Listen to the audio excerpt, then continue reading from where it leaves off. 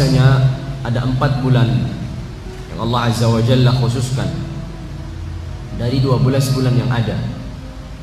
Allah menciptakan 12 bulan dan Allah khususkan 4 bulan yang disebut dengan arba'atun hurum, 4 bulan yang memiliki kehormatan atau kemuliaan. 3 bulan berurutan dan 1 bulan terpisah sendirian. Yang berurutan adalah bulan Dzulqa'dah, kemudian setelahnya Dzulhijjah, kemudian setelahnya Muharram, bulan 11 Hijriah, 12 Hijriah dan bulan 1 Hijriah. Kemudian setelah itu beberapa bulan dan datanglah bulan Rajab. Jadi bulan Rajab ini salah satu bulan yang dimuliakan dan diagungkan Allah Azza wa Jalla, tapi dia terpisah. Makanya karena ia terpisah, seringkali orang-orang musyrikin Quraisy atau orang-orang Arab itu mendahulukan dan mengakhirkannya seenaknya. Makanya Allah Azza wa Jalla berfirman setelah ayat yang tadi, innaman nasi'u ziyadatun fil kufr. Pengakhiran itu adalah bagian dari kekufuran. Maksudnya pengakhiran dari bulan yang dimuliakan atau diajukannya itu adalah bagian dari kekufuran. Maksudnya adalah tersisa dari orang-orang kafir. Dan kita mengetahui bahwasanya setelah Dzulqa'dah, Dzulhijjah, lalu kemudian Muharram, ini kan berurutan. Lalu kemudian setelahnya baru datang Safar, Rabiul Awwal, Rabiul Tsani, Jumadal Ula, Jumadal Ukhra, baru kemudian Rajab. Maka Rajab ini seringkali diakhirkan, dimajukan seenak mereka. Padahal Allah Azza wa Jalla sebutkan Rajab ini adalah yang salah satu bulan yang dimuliakan. Makanya Rajab ini seringkali dikaitkan dengan Mudhar. Rajab Mudhar. Kenapa Rajab Mudhar? Karena dikatakan salah satu kabilah yang menjaga keistimewaan bulan ini dan tidak mengajukan atau mengakhirkannya adalah kabilah Mudhar. Sehingga disebut dengan Rajab Mudhar. Dan alhamdulillah kalau beberapa waktu dari bulan-bulan yang mulia ini sebagian besarnya sudah terlalui, yang berarti setelah bulan Rajab akan datang bulan Sya'ban, kemudian datanglah bulan Ramadan. Di penghujung dari bulan Rajab ini Allah Azza wa Jalla mempertemukan kita dalam keadaan sehat walafiat, dalam keadaan bimbingan dan naungan Allah Azza wa Jalla serta kemudahan dan taufik yang Allah Azza wa Jalla berikan kepada kita. Karena taufik yang Allah Azza wa Jalla berikan kepada seorang hamba setelah ia diberikan keimanan dan keislaman adalah dihadirkan orang-orang sekitarnya, sekelilingnya yang menguatkan keimanan dan keislaman tersebut. Karena seorang hamba ini lemah, tabiatnya tidak kuat untuk berjalan seorang diri. Tapi ketika Allah Azza wa Jalla hadirkan orang-orang yang menemaninya, menguatkannya, ini adalah anugerah yang lain dalam perjalanan menuju Allah Azza wa Jalla. Dan seorang hamba itu akan teruji ketika kawan-kawan dan sahabat-sahabatnya tidak lagi bersamaan dengan dirinya. Di sini ujiannya sangat berat dan akan nampak kualitas seorang keimanannya. Apakah keimanannya ini keimanan yang bisa dipertanggungjawabkan, yang sangat kuat dan sangat kokoh dari segala badai fitnah yang datang, ataukah ternyata kekuatan iman ini selama ini Allah Azza wa Jalla berikan dan hadirkan orang-orang yang menguatkan.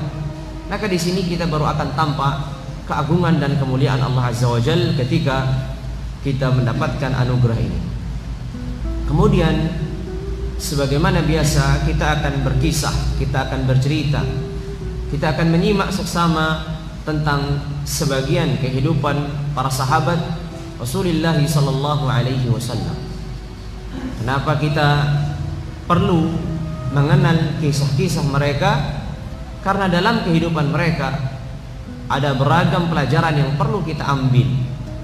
Dan sebagaimana Ibnu Mas'ud radhiyallahu taala anhu ardhah mengatakan bahwasanya seorang yang hidup itu tidak bisa kita jamin darinya badai fitnah. Maka hendaknya apabila seseorang itu ingin mengikuti jejak, hendaknya ia mengikuti jejak orang-orang yang sudah mati, termasuk dari kalangan para sahabat Rasulullah SAW.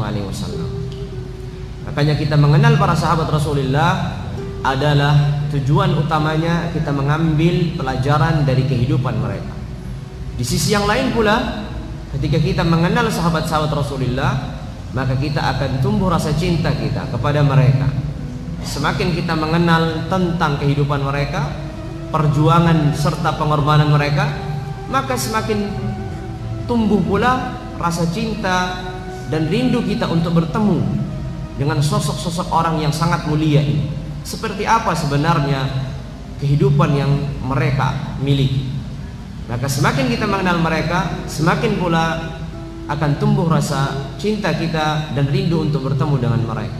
Dan disinilah kita mengingat sabda Rasulullah SAW ketika bersabda, "Al-mar'u ma'a man ahab." Seseorang itu akan dibangkitkan dengan orang-orang yang dicintainya. Maka kita berharap kepada Allah Azza wa Jalla agar kita termasuk orang-orang yang diberikan kesempatan untuk dibangkitkan bersama para sahabat Rasulullah SAW dan bersama Rasulullah SAW. Karena apabila seorang sudah dibangkitkan bersama mereka, maka ini adalah kemuliaan tersendiri yang Allah Azza wa Jalla sebutkan, "Ulaika alladziina an'ama Allahu 'alaihim minan nabiyyin was-siddiqin wasyuhada'i was-salihin wa hasuna ulaika rafiqa." Kata Allah Azza wa Jalla, "Hasuna ulaika rafiqa." Mereka adalah sebaik-baik kawan ketika kita dibangkitkan bersama mereka. Beberapa kisah sahabat sudah kita bahas pada kesempatan entah berapa bulan yang lalu, karena pertemuan kita memang pertemuan yang cukup jauh, kalau tidak salah 3 bulan sekali kita bertemu. Tapi ada beberapa sahabat yang sudah kita kisahkan tentang kehidupan mereka. Pada malam hari ini kita pula akan mengambil sebagian kisah para sahabat Rasulullah SAW. Sahabat yang pertama yang kita ambil adalah salah satu pelayan Rasulullah alaihi afdhalus salatu wa atammus salam. Tentu bukan Anas, karena Anas ibnu Malik kita sudah sedikit banyak mengenalinya. Tapi ada pelayan Rasulullah SAW yang lain yang mungkin kita kurang mengenalinya. Karena Rasulullah SAW memiliki banyak pelayan. Di antaranya sahabat yang dikenal dengan Anas ibnu Malik radhiyallahu anhu. Ini sangat kita kenal. Karena Anas ibnu Malik mengatakan, "Aku melayani Rasulullah selama 10 tahun. Aku melayani Rasulullah selama 10 tahun." Makanya kita mengenal hadisnya Anas tentang Rasulullah SAW sangatlah banyak riwayatannya tentang kehidupan Rasulullah. Pada malam hari ini ada pelayan lain yang mana melayani Rasulullah, membantu Rasulullah SAW, yang perlu kita kenal, yang bernama Rabi'ah ibnu Ka'ab. Rabi'ah ibnu Ka'ab radhiyallahu anhu arda. Rabi'ah ibnu Ka'ab ini adalah seorang anak muda sebagaimana Anas ibnu Malik. Seorang anak muda sebagaimana Anas ibnu Malik radhiyallahu taala anhu ardahuma. Lalu kemudian Rabi'ah ibnu Ka'ab radhiyallahu anhu ardah, di usia mudanya ia beriman dan memeluk agama Allah Azza wa Jalla. Setelah itu ia mendatangi Rasulullah, menawarkan untuk melayani dan membantu Rasulullah. Karena ia berharap ia bisa dekat dengan Rasulullah. Itu tujuan utamanya. Agar ia bisa dekat dengan Rasulullah, maka ia akan menawarkan sebagai pelayannya. Karena tidak ada cara lain agar seseorang itu bisa keluar masuk rumahnya Rasulullah, bisa selalu bersama Rasulullah, melainkan ketika ia menjadi pelayan Rasulullah. Berbeda dengan para sahabat yang mungkin memiliki banyak kesibukan masing-masing. Dan Rabi'ah bin Ka'ab ini adalah seorang penghuni Masjid Rasulullah yang disebut dengan ahli suffah. Karena ia tidak memiliki siapa-siapa, tidak pula memiliki pekerjaan, sehingga mereka tinggal di Masjid Rasulullah yang kita kenal dengan ahli suffah. Tapi beliau memiliki keistimewaan ketika ia menawarkan dirinya sebagai pelayan Rasulullah. Maka Rabi'ah bin Ka'ab radhiyallahu taala anhu ardah mendatangi Rasulullah SAW, kemudian ia menawarkannya sebagai pelayannya. Maka Rasulullah SAW tentu menerimanya. Rasulullah tidak pernah menolak siapapun. Maka Rasulullah SAW menerimanya sebagai Anas ibnu Malik. Yang memberikan tawaran adalah ibundanya Anas, yaitu Ummu Sulaim. Maka diserahkannya Anas untuk membantu Rasulullah. Tapi kalau Rabi'ah ini datang dengan sendirinya kepada Rasulullah SAW. Maka karena Rabi'ah bin Ka'ab ini mengenal bagaimana kehidupan Rasulullah, ia kalau di malam hari menghantarkan Rasulullah sampai depan rumahnya, maka ia menunggu di depan rumahnya. Ia takut Rasulullah keluar di tengah malam membutuhkan sesuatu, memerlukan sesuatu, dan tidak ada beliau. Tapi terkadang pula karena Rasulullah SAW setelah masuk rumahnya biasanya tidak keluar, memang kalau di malam hari istirahat, kemudian ia bangun sholat di akhir malam. Terkadang Rabi'ah yang menunggu Rasulullah untuk keluar tertidur di depan rumah Rasulullah. Terkadang pula yang membangunkan adalah bacaan Rasulullah SAW ketika sholat malam di akhir malam. Bacaan Rasulullah yang membangunkan Rabi'ah ini. Setiap malam seperti itu dilakukan Rabi'ah. Tidak ada pekerjaan di siang ataupun di malam ketika Rasul memerlukan, melainkan Rabi'ah pasti menjadi orang pertama yang melayani Rasulullah SAW. Dan kita mengenal bahwa Rasulullah SAW ini selalu membalas kebaikan. Apalagi para pelayan-pelayan yang mereka adalah selalu berkhidmat kepada Rasulullah. Seperti Anas bin Malik, Rasulullah SAW doakan keberkahan usianya, keberkahan hartanya, keberkahan keturunannya. Sehingga Anas bin Malik termasuk sahabat Rasul yang paling terakhir meninggal.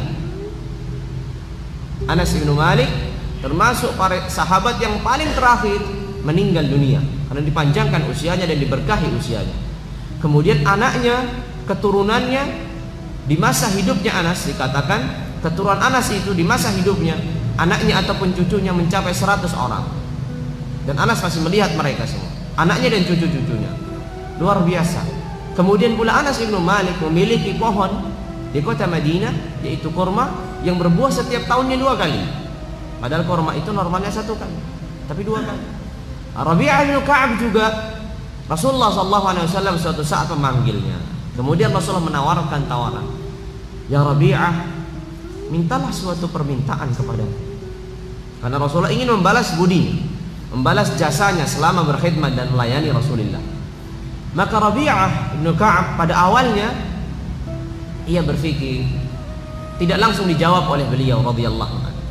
Ia berpikir, apa yang aku minta kepada Rasul? Karena kalau minta kepada Rasulullah berarti minta sesuatu yang paling agung dan mulia. Karena apapun yang Rasulullah SAW doakan pasti akan terkabulkan, dijawab oleh Allah. Maka Rabi'ah pertama kali yang terbesit adalah keadaan dirinya yang tidak memiliki apa, tidak memiliki apa-apa, tidak memiliki harta, tidak memiliki istri, tidak memiliki keluarga. Maka ia berharap meminta ini kepada Rasul. Lalu kemudian setelah apa yang terjadi, kemudian pikirannya berbalik arah. Lalu kata Rabi'ah, apa yang kau akan minta ini akan hilang dan fana di dunia ini. Maka pikirkanlah tentang kehidupanmu di akhirat. Lalu kemudian Rabi'ah Ibnu Ka'ab radhiyallahu anhu arda meminta suatu permintaan yang mulia dan agung. Dan ini menunjukkan bagaimana para sahabat radhiyallahu taala anhu arda berlomba-lomba untuk mencapai kedudukan yang paling sempurna dan tinggi di hadapan Rasulullah. Maka kata Rabi'ah, "Ya Rasulullah, aku meminta kepadamu agar aku dijadikan Allah Azza wa Jalla sebagai sahabatmu di surga, pendampingmu di surga." Ia tidak ingin sebagai pendamping Rasulullah di dunia, tapi ia juga ingin menjadi pendamping Rasul di surga. Ini adalah cita-cita yang mungkin banyak dari kalangan anak muda tidak pernah terfikirkan. Kalau mungkin Rasulullah saat itu menawarkan kepada salah satu dari kalangan anak muda kita, maka dia akan berpikir sesuatu dunia, hartanya, keluarganya, ataupun apa yang dimiliki jabatannya dan seterusnya. Tapi Rabi'ah memikirkan bagaimana kalau seandainya setelah Rasulullah wafat akan terpisah antara dirinya dengan Rasulullah. Apakah dia akan bertemu dengan Rasulullah kembali atau tidak di akhirat? Maka Rabi'ah meminta agar Rasulullah mendoakan agar ia ditempatkan oleh Allah Azza wa Jalla untuk menjadi rafiq fil jannah, sahabatnya, kawannya di surga, pendampingnya di surga. Maka Rasulullah SAW bertanya, tidakkah ada permintaan yang lain? Lalu kemudian kata Rabi'ah, ya Rasulullah, awalnya permintaanku itu adalah apa yang terbesit pada awalnya, yaitu harta, kedudukan, istri, keluarga, dan seterusnya. Tapi kemudian ya Rasulullah, aku pikirkan kehidupan semua ini akan berhenti, ada akhirnya dan ada ujungnya.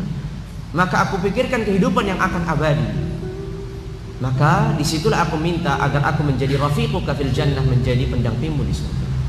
Maka kata Rasulullah SAW, kalau engkau ingin menjadi pendampingku di surga, maka a'inni ala nafsika bi kathratis sujud. Bantulah dirimu itu untuk memperbanyak sujud.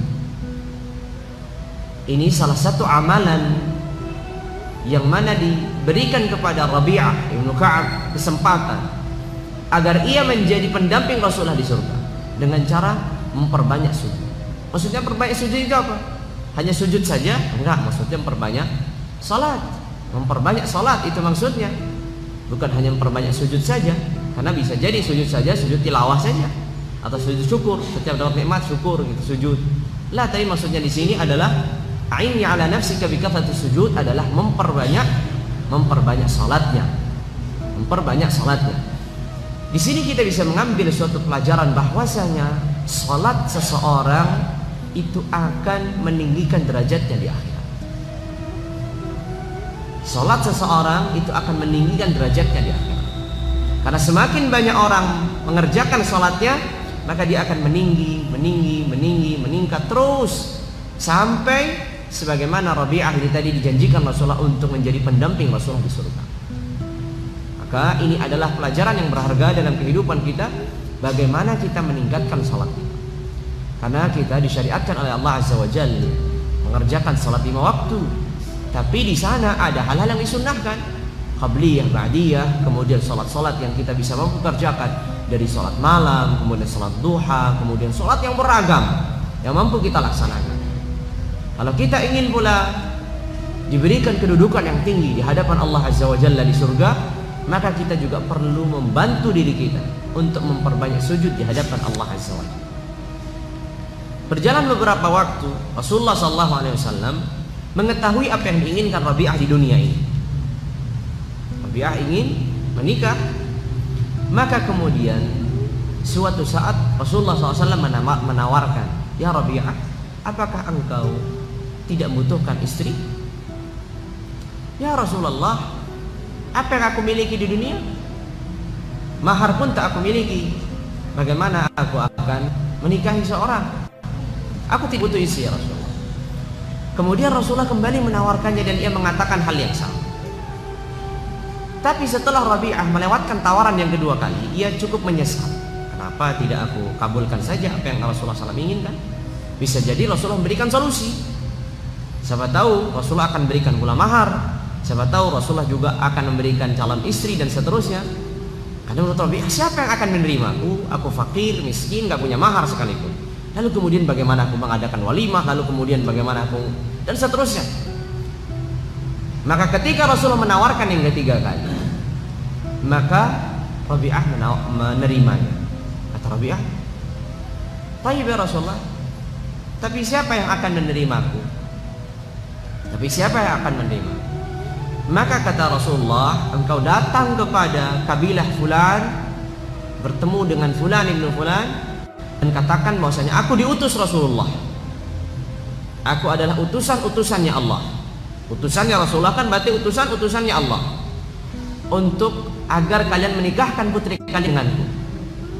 Rasulullah tidak berangkat menemani, tapi dia berangkat sendirian. Maka kemudian sampailah di kabilah itu dan bertemu dengan ayahnya. Kemudian ia mengatakan, aku adalah utusan Rasulullah SAW, dan ia menyampaikan pesan bahwasanya agar engkau menikahkan putrimu dengan diri. Lalu kemudian mereka menyambutnya dengan kehangatan, karena ini adalah perintah Rasulullah, dan ini juga menunjukkan bagaimana para sahabat radhiyallahu taala anhum ardhahum itu tidak mudah untuk menolak, tidak mempertimbangkan bagaimana engkau tidak punya pekerjaan, engkau macam-macam, enggak ada. Karena mereka yakin bahwasanya apa yang dipilihkan Rasulullah pasti yang terbaik untuk putri mereka. Akhirnya terjadilah akad nikah. Tapi ia belum memiliki mahar. Ia tidak memiliki mahar. Bagaimana nikah tanpa mahar? Ini dalam mazhab Syafi'iyah rahimahullah, mahar itu tidak diwajibkan ketika akad. Tapi diwajibkan nanti setelah digauli. Mahar itu diwajibkan nanti setelah digauli, atau apabila seorang wanita meminta sebelum digauli, maka nanti di situ menjadi wajib bagi seorang suami. Mungkin ada yang bertanya, gimana nikah tanpa mahar sekarang?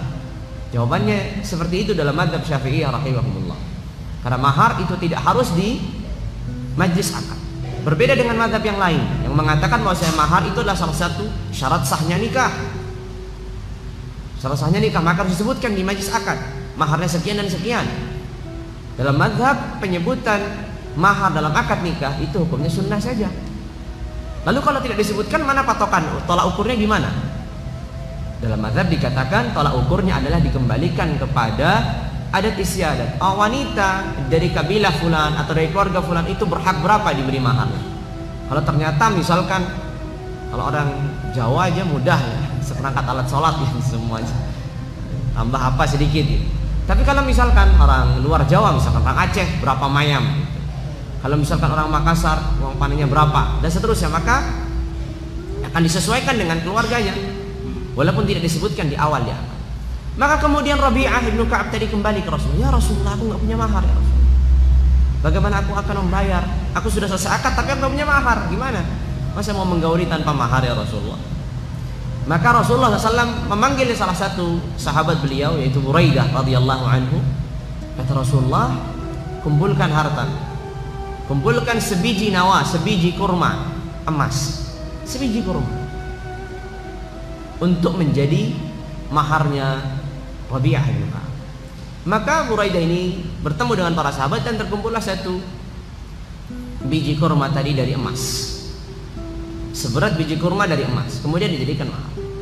Setelah mahar ia menggauli, berarti besoknya harus ada walimah. Lagi-lagi dia nggak punya apa-apa. Maka ia kembali lagi datang ke Rasulullah.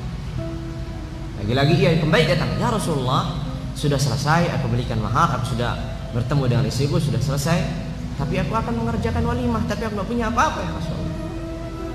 Maka kata Rasulullah SAW memanggil lagi Buraidah, ya Buraidah, kumpulkan harta, kumpulkan uang untuk membeli 1 ekor kambing.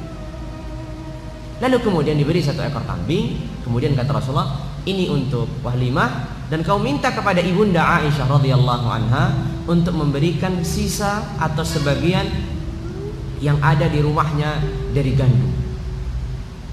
Jadi kambing itu bersama gandum yang ada di rumahnya ibunda Aisyah bawa pulang, dan itu untuk walimah. Jadi subhanallah, ini sahabat Rasulullah yang pernikahannya tanpa modal. Modalnya nekat itu, kata orang sekarang. Tapi ia merasa aman karena ada Rasulullah SAW yang bisa menjaminnya. Kemudian maka terjadilah apa? Walimah. Terjadilah walimah yang semuanya itu adalah dimodali oleh Rasulullah SAW.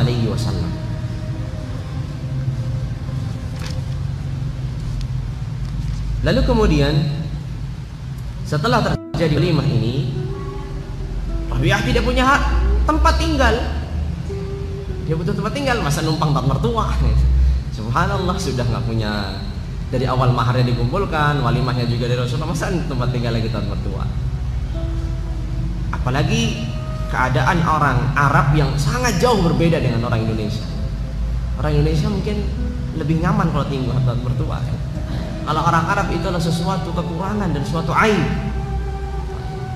Akan sangat memalukan apabila seorang laki-laki tinggal di rumah keluarga istrinya. Tapi orang Indonesia ini masya Allah, karena saya melihat beberapa orang subhanallah, jadi ikut istri gitu, nikah sama mana ikut tinggal di sana, bukan yang istrinya ikut tinggal di sana. Tapi mungkin kulturalnya begitu, entah apa masalahnya. Tapi saya lihat beberapa kali begitu, hatta di desa-desa dan kampung-kampung. Kalau tanya laki-lakinya, Mas dari mana? Saya dari sini. Kok tinggal di sini? Ya istri saya orang sini. Begitu seringkali kita dapat. mungkin itu adat istiadat yang sudah menjadi biasa. Tapi kalau orang Arab adalah suatu kekurangan. Bahkan bagi mereka, setelah melakukan akad itu selesai masalahnya. Istri ini dibawa ke keluarganya laki-laki. Hanya saja kebetulan Rabi'ah tidak punya keluarga, jadi dia tinggal di rumahnya mertua sementara. Kalau orang Arab sampai sekarang begitu, jadi nggak ada pesta apa-apa di keluarga perempuan. Orang Arab sampai sekarang begitu. Setelah selesai akad, ya sudah. Selesai akad langsung istri dibawa ke rumahnya keluarga laki-laki. Semua pesta di sana. Semua pesta di sana. Tapi kalau di Indonesia kita nggak, ya beda kultural. Jadi yang banyak rugi biasanya yang perempuan. Kalau di orang Arab yang rugi jelas adalah laki-laki yang banyak mengeluarkan harta. Maka kemudian Rasulullah SAW memberikannya tanah. Ketika datangnya Khaybar, banyak sekali tanah-tanah yang sangat luas yang kemudian dibagi kepada para sahabat. Kemudian Rasulullah memberikan salah satu bidang tanah untuk tinggal di situ. Siapa? Rabi'ah bin Ka'ab radhiyallahu anhu. Ada suatu peristiwa di mana Rabi'ah bin Ka'ab ini memiliki tanah bersampingan dengan Abu Bakar. Dengan Abu Bakar As-Siddiq radhiyallahu anhu. Kebetulan tanahnya ini yang diberikan Rasulullah SAW kepadanya adalah kebun kurma. Lalu kemudian kebun kurma ini bersampingan dengan kebun kurmanya Abu Bakar. Di tengah-tengah perkebunan mereka ada satu pohon kurma yang tumbuh di tengah-tengah. Maka berebutlah antara keduanya. Kata Rabi'ah, ini pohon kurma saya. Kata Abu Bakar, itu pohon kurma saya. Semuanya saling berebut. Abu Bakar radhiyallahu taala anhu adalah seorang yang pada dasarnya seorang yang rahim, sangat lemah lembut. Tapi biasanya orang yang lemah lembut, orang yang penuh dengan kasih sayang, sekali dia marah, biasanya marahnya besar. Biasanya begitu. Biasanya dia sabar, biasanya dia sikapnya tenang. Tapi sekali dia marah, biasanya marahnya lebih daripada orang yang biasa suka marah. Biasanya begitu. Maka Abu Bakar As-Siddiq marah kepada Rabi'ah sampai mengucapkan kata-kata yang melukai Rabi'ah. Tapi Abu Bakar ini terkenal dengan orang yang cepat kembali kepada Allah Azza wa Jalla. Dia menyadari kesalahannya. Setelah mengucapkan kata-katanya itu, kemudian dia diam sesaat, langsung introspeksi dirinya, dan ia segera meminta maaf kepada Rabi'ah. Bukan hanya sebatas minta maaf, karena kalau minta maaf mungkin bisa dimaafkan, nanti dituntut di akhirat. Tapi Abu Bakar ingin Rabi'ah itu membalas kata-katanya dengan yang semisal. Tentu Rabi'ah nggak mau, karena ia mengetahui kedudukannya Abu Bakar itu siapa. Masa Abu Bakar dicela dengan sebagaimana Abu Bakar mencela dirinya? Tidak mungkin. Maka kata Rabi'ah, aku tidak akan mengata-ngataimu sebagaimana engkau mengata-ngatai. Engkau adalah Abu Bakar As-Siddiq, kata Rabi'ah. Lalu kemudian kata Abu Bakar, kalau begitu aku adukan kamu ke Rasulullah. Seharusnya mengadu siapa? Rabi'ah. Seharusnya mengadu Rabi'ah, karena yang melakukan kesalahan adalah Abu Bakar. Tapi kali ini karena Rabi'ah tidak mau membalas Abu Bakar dengan kata-kata yang sama, Abu Bakar takut akan dituntut di akhirat, maka dia minta perlindungan kepada Rasulullah. Maka ketika dia datang menuju Rasulullah, Rabi'ah mengikuti di belakangnya. Rabi'ah melewati keluarganya. Maka kata keluarganya, kami akan ikut bersamamu, kami akan membantumu. Ibaratnya gimana? Dia yang salah, kenapa dia juga yang mengadu? Seharusnya kamu yang mengadu dan dia yang dihukum. Kita akan membantu. Tapi kata Rabi'ah, apakah kalian nggak tahu siapa itu yang di depan? Itu adalah Abu Bakar As-Siddiq, seorang dan seorang. Kemudian ia memuji Abu Bakar. Pulang kembali sebelum Rasulullah SAW nanti marah melihat kalian, sehingga marah kepadaku, dan kemudian Allah marah atas marahnya Rasulullah. Maka akhirnya Rabi'ah hanya mengikuti Abu Bakar sampai di hadapan Rasul. Kemudian Rasul bertanya setelah Abu Bakar mengadu banyak, ada apa ya Rabi'ah? Ya Rasulullah, tadi begini dan begini, kemudian dia mencela aku dan kemudian dia minta untuk membalas. Aku tentu tidak akan balas ya Rasulullah. Kata Rasulullah SAW, benar, seharusnya engkau tidak membalas. Dan engkau mengatakan kepadanya, ghafarallahu laka ya Aba. Semoga Allah Azza wa Jalla mengampuni dosa-dosa. Itu sudah cukup. Jadi tidak perlu membalasnya, tapi mendoakan dia agar diampuni dosa-dosanya. Maka Abu Bakar As-Siddiq radhiyallahu taala anhu arda, ketika melihat peristiwa ini, kemudian Rabi'ah mengatakan kepada Abu Bakar, "Ghafarallahu laka ya Abu Bakar." Kemudian Abu Bakar As-Siddiq radhiyallahu taala anhu arda menangis. Ia menangis, kenapa? Karena Rasulullah SAW berada di pihaknya, walaupun dia dalam posisi salah. Kemudian ia menangis pula bagaimana Rasulullah SAW memberikan solusi yang tidak harus jadi celah, tapi justru didoakan agar Allah Azza wa Jalla mengampuni. Lalu kemudian ada saatnya di mana Rabi'ah radhiyallahu taala anhu arda wafat. Tidak disebutkan kenapa beliau wafat, tapi ketika beliau wafat Rasulullah SAW merangkulnya beberapa kali, dan Rasulullah SAW menangis karena melihat salah seorang orang yang dicintainya dan cukup banyak melayaninya kemudian bertemu dengan Allah Azza wa Jalla. Kisah Rabi'ah bin Ka'ab ini adalah salah satu bagian kisah dari kehidupan anak muda pada zaman Rasulullah SAW. Dengan keterbatasannya, sampai ia diberikan beragam keistimewaan oleh Rasulullah karena berkat ia selalu membantu Rasulullah dan melayani Rasulullah. Setelah ia tidak pernah meminta apapun dari hal dunia, tapi dunia itu datang selanjutnya. Yang ia minta di hadapan Rasulullah adalah ia menjadi pendamping Rasulullah di surga. Namun dunia yang ia harapkan saat itu pertama kali yang ia inginkan, lalu kemudian ia urungkan, ia tidak jadi memintanya, justru datang satu demi satu sampai ia memiliki bahkan tanah, bahkan sebidang lahan, pohon kurma, sampai ia pun memiliki istri dan selanjutnya. Ini adalah menunjukkan bahwasanya kehidupan akhirat di saat seseorang itu sudah menyempurnakan, sudah menyerahkan seluruhnya untuk kehidupan akhirat, maka dunia itu akan datang wahya raghimah, dalam keadaan terpaksa dia akan datang. Tapi ketika tujuannya berbalik arah, coba kalau kita tadi melihat atau mendengar Rabi'ah meminta hal dunia, kita mungkin nggak tahu apa yang terjadi pada Rabi'ah. Tapi karena Rabi'ah radhiyallahu taala meminta surga, maka dunia pun datang berurutan bersama. Ini adalah salah satu contoh dan pelajaran dalam kehidupan kita bahwasanya apabila seseorang itu memiliki tujuan akhirat, maka kehidupan dunia akan terus bersamanya. Memang berbicara itu mudah, tapi ini sudah terbukti dalam kehidupan. Makanya ini adalah sebagai contoh dalam salah satu kehidupan yang dimiliki Rabi'ah ibnu Ka'ab radhiyallahu taala anhu. Apa sudah waktu azan? Masuk waktu azan? Masuk waktu azan, monggo azan.